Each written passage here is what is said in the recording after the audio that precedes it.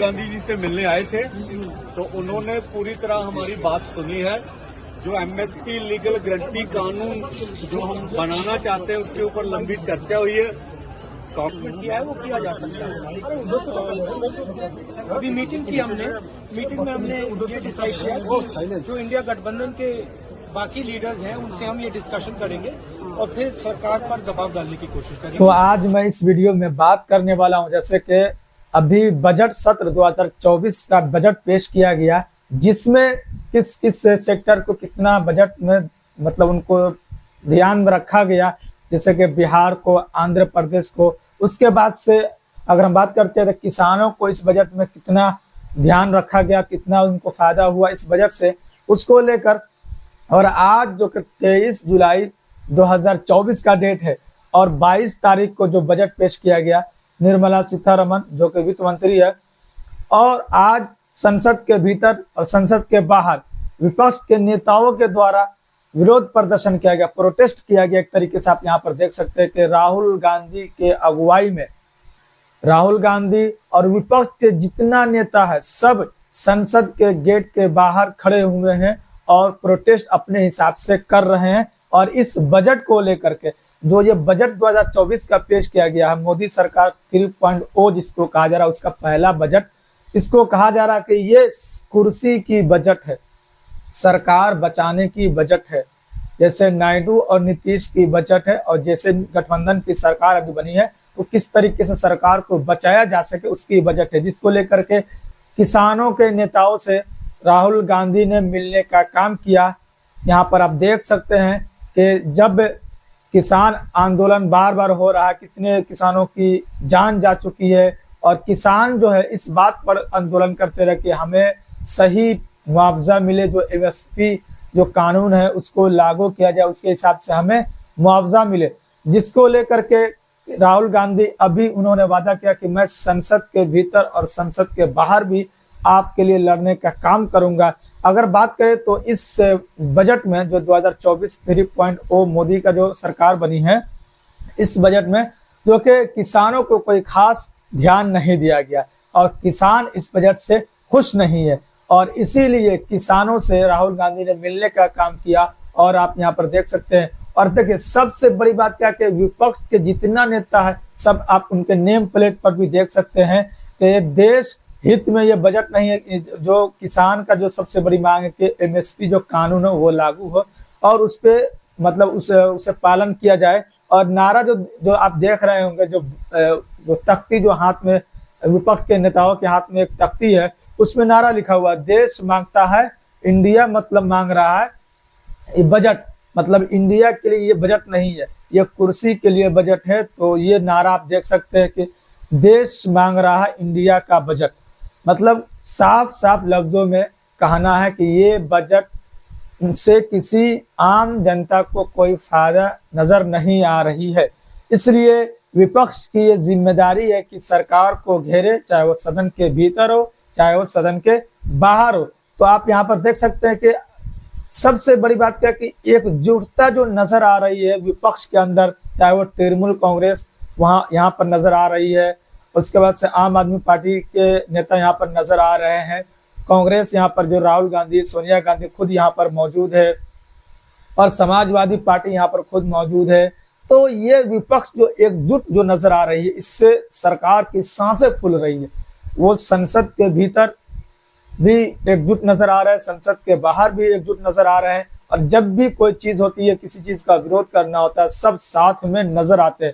जैसे कि कल मोदी जी ने कहा कि मुझे बोलने नहीं दिया जा रहा संसद के भीतर, मेरा गला दबाया जा रहा है।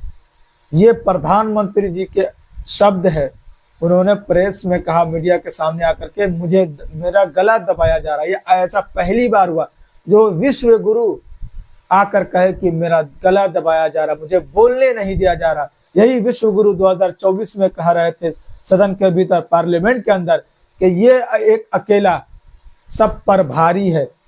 तो ये वक्त की बात है, उस टाइम इनके पास फुल मेजोरिटी थी, जो मन था वो बोल देते थे, जो मन था वो डिसीजन ले लेते थे और उस टाइम अपने आप को सब कुछ अपने आप को ही समझते थे, लेकिन इस बार विपक्ष भी मजबूत स्थिति में है।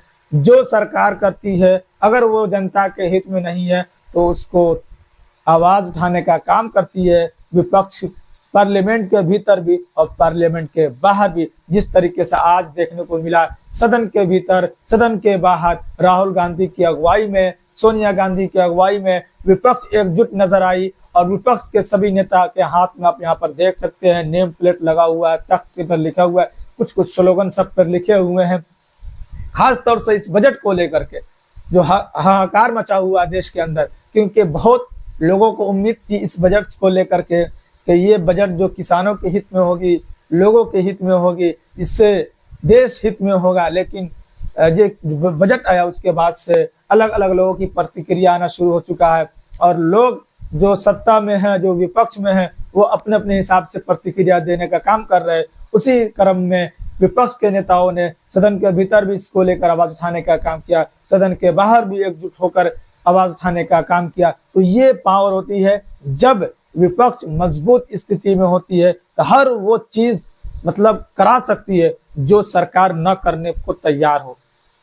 अगर सरकार मनमानी करे तो उसको सही रास्ते पर लाने का अगर कोई काम करता है तो वो सदन के भीतर या सदन के बाहर वो विपक्ष ही कर सकता है। अब कब करेगा ये? जब विपक्ष मजबूत स्थिति में होगा, विपक्ष एकजुट होगा। और वो यहाँ पर एकजुटता नजर आ रही विपक्ष के अंदर। ये पहली बार ऐसा स्थिति बनता हुआ नजर आ रहा है कि हर एक एक कदम पर राहुल गांधी की अगुवाई में जितने भी विपक्षी दल के नेता है, जितने भी विपक्षी दल है, सब चाहे वो तृणमूल कांग्रेस हो, सबको सस्पेंस रहता है तृणमूल कांग्रेस के ऊपर। लेकिन तृणमूल कांग्रेस अखिलेश यादव हमेशा साथ खड़े हुए नजर आते हैं। तो ये बहुत अच्छी बात है देश के लिए भी, देश हित में भी, क्योंकि देश ने जनादेश दिया है जो विपक्ष को विपक्ष में बैठने का, उसके लिए वो आवाज उठाने का काम करते हैं। राहुल गांधी किसानों से मिला और किसानों से उन्होंने आग्रह किया कि आप चिंता न करें, मैं इस पे आवाज उठाऊंगा, सदन के भीतर भी आवाज उठाऊंगा, सदन के बाहर भी आवाज उठाऊंगा। जो आप मांग कर रहे हैं एमएसपी को लेकर के, उस पे हम सदन के भीतर आवाज उठाने का काम करेंगे।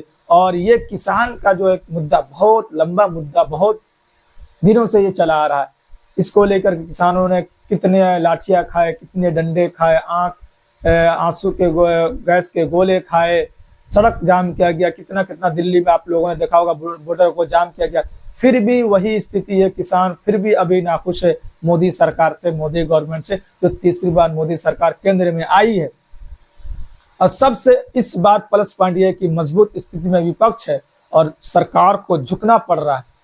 अगर कोई काम सरकार करती है और वो जनता के हित में नहीं होती है, चाहे अग्निवीर को ले लो, अग्निवीर को लेकर हर बार संसद के भीतर संसद के बाहर आवाज उठाने का काम करते हैं राहुल गांधी। उसके बाद से आज की अगर हम बात करते हैं बजट के बाद जिस तरीके से हंगामा देखने को मिला सदन के भीतर, उस तरीके से उसके बाद से फिर सदन के बाहर सब लोग प्रोटेस्ट किए अपने अपने नेता की अगुवाई में। तो ये बहुत अच्छी खबर है देश की जनता के लिए कि देश की जनता अब लाचार नहीं है, अब कमजोर नहीं है।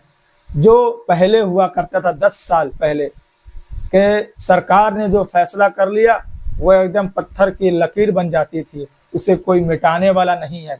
लेकिन अब उसे मिटाने वाला भी हाजिर हो चुका है। क्यों? क्योंकि विपक्ष मजबूत स्थिति में है। अगर वो जनता के हित में नहीं है तो विपक्ष उसे चाहे आवाज उठाकर उस लकीर को, पत्थर की जो लकीर बना देती है भाजपा की सरकार, उसे मिटा भी सकती है। और ये सरकार एक बोल सकते लाचार सरकार है। अगर नहीं मिटाने की कोशिश करेगी सरकार तो हो सकता है उसके पहिए खसक सकते हैं, क्योंकि सब जो भी दल इस गठबंधन के अंदर है, भाजपा गठबंधन के अंदर, एनडीए गठबंधन के अंदर, वो अलग अलग दल जो अलग अलग चीजों को मानते हैं, सबकी अपनी अपनी सोच है, सबकी पार्टी की अपनी अपनी नीति है। तो ये अपडेट जो कि आज संसद के भीतर से, संसद के बाहर से जो देखने को मिली, बहुत ही अच्छी खबर है और ये जनता के लिए बहुत ही अच्छी खबर है। और राहुल गांधी हमेशा एक्टिव जो अभी आजकल नजर आ रहे हैं, चाहे वो संसद के भीतर हो, संसद के बाहर हो, जनता के हित के लिए आवाज उठाते हुए नजर आते हैं। ये बहुत ही अच्छी खबर है। वो अच्छी पहल भी कर रहे हैं राहुल गांधी और लोग उनको सपोर्ट भी कर रहे हैं। सबसे बड़ी बात क्या है, लोगों को उम्मीद भी है राहुल गांधी से, क्योंकि अगर कुछ अब देश का कुछ कल्याण हो सकता है, देश के हित में कुछ काम हो सकता है, तो अब राहुल गांधी के